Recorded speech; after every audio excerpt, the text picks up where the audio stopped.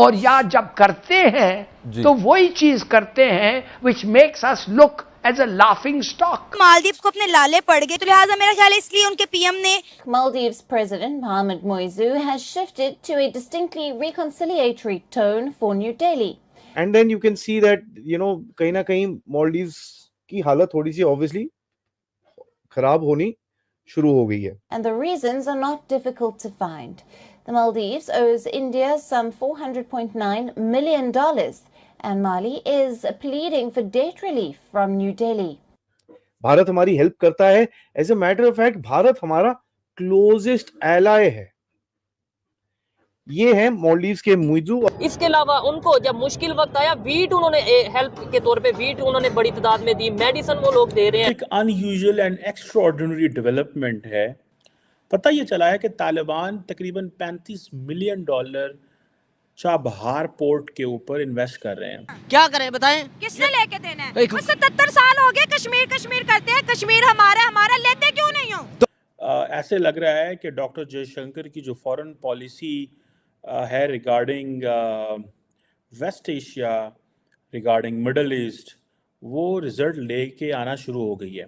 तो उनके लिए नेशन फर्स्ट होता है, वो सारी चीजें भूल जाते हैं. Iran and both India, they are going to give so many incentives to Afghanistan. तो इसी तरह कौमें बनती हैं जो यकजा होकर रहती हैं और उनकी तरक्की का राज ही है कि एक दूसरे को सपोर्ट करते हैं. हेलो फ्रेंड्स, जय हिंद. हिंदुस्तान स्पेशल में आपका स्वागत है दोस्तों. मालदीव के राष्ट्रपति मोहम्मद मोइज़ू ने अपनी भारत विरोधी बयानबाजी के बाद अब सुलह का रुख अपनाया है. उनके सुर अचानक बदल गए हैं. उन्होंने एक बयान में कहा है कि भारत हमारा निकटतम सहयोगी बना रहेगा और नई दिल्ली से मालदीव को ऋण राहत प्रदान करने का आग्रह किया है. बता दें कि पिछले साल के अंत तक मालदीव पर भारत का लगभग 400 मिलियन अमेरिकी डॉलर बकाया था. मोहम्मद मोइज़ू चीन समर्थक माने जाते हैं. राष्ट्रपति चुनाव के दौरान उन्होंने इंडिया आउट का नारा दिया था. पिछले साल नवंबर में राष्ट्रपति पद की शपथ लेने के बाद से मोइज़ू भारत के प्रति सख्त रुख अपनाए हुए थे. उन्होंने राष्ट्रपति पद संभालने कुछ ही घंटों के भीतर भारत को मालदीव से अपने सैनिकों को वापस बुलाने की मांग की थी. एक इंटरव्यू के दौरान मोइज़ू ने भारत से मालदीव की सरकारों द्वारा लिए गए भारी ऋण के पुनर्भुगतान में राहत प्रदान करने का आग्रह किया है. उन्होंने कहा, हम इन ऋणों की भुगतान की प्रक्रिया में राहत के लिए भारत से चर्चा कर रहे हैं.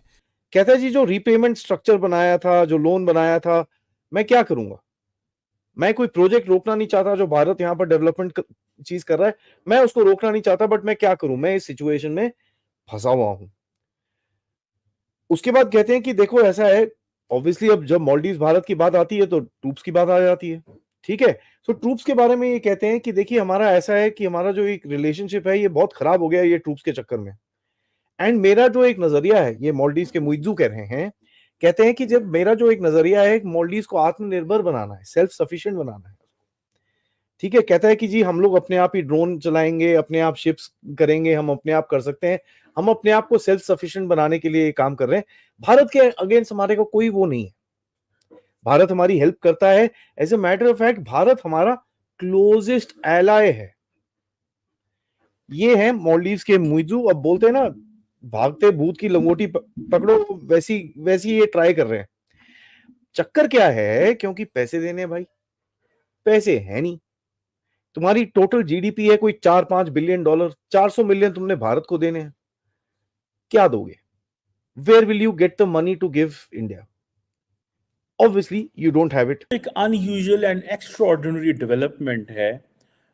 ऐसे लग रहा है कि डॉक्टर जयशंकर की जो फॉरेन पॉलिसी है regarding West Asia, regarding Middle East, वो रिजल्ट लेके आना शुरू हो गई है. और पर्टिकुलरली आपने देखा होगा कि recently I think JP Singh साहब भारत के सीनियर डिप्लोमेट जो हैं, उन्होंने अफ़गानिस्तान का दौरा किया था. पता ये चला है कि तालिबान तकरीबन $35 मिलियन चाबहार पोर्ट के ऊपर इन्वेस्ट कर रहे हैं. और इसका जो बेसिक मकसद है, क्योंकि अफ़गानिस्तान एक लैंडलॉक कंट्री है, और जो बेसिक मकसद है वो पाकिस्तान के ऊपर डिपेंडेंस कम करना है और पाकिस्तानी पोर्ट्स के ऊपर, और अपनी एक्सेस इंटरनेशनल मार्केट्स तक बढ़ानी है. This is what is the plan. Iran and both India, they are going to give so many incentives to Afghanistan.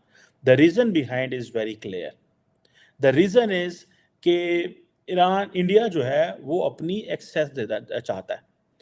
ठीक है जनाब, आप अगर ये पोर्ट देखें, दैट इज़ वेयर, ये तो एक तो ये ग्वादर पोर्ट है, ठीक है जी। इस ग्वादर पोर्ट का बेसिकली पाकिस्तान इसको नॉर्मलाइज करना चाहता है, लेकिन ये नॉर्मलाइज नहीं हो रही। अगर आपको याद हो, थोड़े दिन पहले ग्वादर पोर्ट पे हमला हुआ, 8 बलूचिस्तान के क्या नाम है उसका, बलोच स्टूडेंट ऑर्गेनाइजेशन और कुछ आई थिंक बाकी मिलिटेंट ऑर्गेनाइजेशन के लोग थे, उन्होंने उसमें हिस्सा लिया। I think Balochistan student organisation के लोग थे। ग्वादर पोर्ट जो है, इस पे हमला हुआ, जहाँ पे फैमिलीज थी फौजियों की एंड चाइनीज़ की। ग्वादर पोर्ट का मकसद ये था कि चाइना तक एक्सेस हो। ग्वादर पोर्ट का मकसद था कि पाकिस्तान से Afghanistan and central Asia connect करें, एंड ग्वादर पोर्ट का मकसद है ईरान तक कनेक्ट करें। ग्वादर का मकसद ये भी है कि हम इंडिया तक भी जाएं, एंड ग्वादर का मतलब ये भी है कि हम कतर, यूएई और बाकी जगहों पे भी जाएं। लेकिन इट सीम्स दैट जो रीजनल प्लेयर्स हैं एंड बहुत सारे जो इन्फ्लुएंसर्स हैं, एक्स्ट्रा रीजनल प्लेयर्स जो हैं, they have their own plans. और वो प्लान्स ये हैं कि इन केस पाकिस्तान ये नॉर्मलाइजेशन होती है तो फिर उसके क्या चैलेंजेस होंगे। सो अब अगर फॉर एग्जांपल इंडिया जो है, अगर let's say this is a Chabahar का अगर आप देखें, so Chabahar starting from Kabul, then going to into Kandahar and then other places, then it gets enter to Iran and Iran से ज़ायदान और ये सारा इलाका, and then Chabahar, and Chabahar से इंडिया में कंदला और Mumbai, this is where they have the plan to go. Otherwise अगर आप देखें, सो ये इतना लंबा जो रूट है, अगर इंडियंस ये ना क्रॉस करें तो पाकिस्तान का थोड़ा सा रूट तो they could have cross that. लेकिन समहाउ पाकिस्तानी स्ट्रेटजिस्ट जो हैं वो नहीं चाहते कि इंडिया और की कोई एक्सेस दी जाए, जिसका इंडिया या अफ़गानिस्तान को तो शायद कोई नुकसान नहीं होगा, पाकिस्तान को ज़रूर नुकसान होगा। बिकॉज जब हम चाहते हैं कि हमारी डायरेक्शन सेट हो, जब हम चाहते हैं कि खित्ते के अंदर हम वो करें which is good for our people, तो हम नहीं कर पा रहे। अब अफ़गानिस्तान ये समझा, अब हमने अफ़गानिस्तान के साथ क्या किया।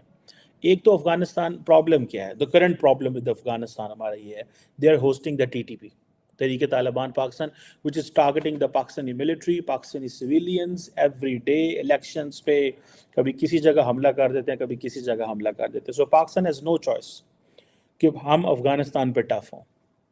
अफ़गान तालिबान उन पे एक वो जो कंट्रोल है वो रखते हैं, और वो कहते हैं हमने उसको डिसआर्म नहीं करना।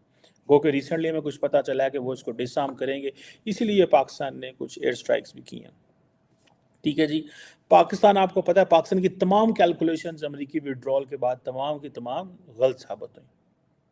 सो हमें इस चीज़ को देखना है कि ये जो तालिबान ने डिसीजन लिया है कि वो ईरान को एक्सेस अपनी इंटरनेशनल मार्केट्स थ्रू ईरान पहुंचना चाहते हैं,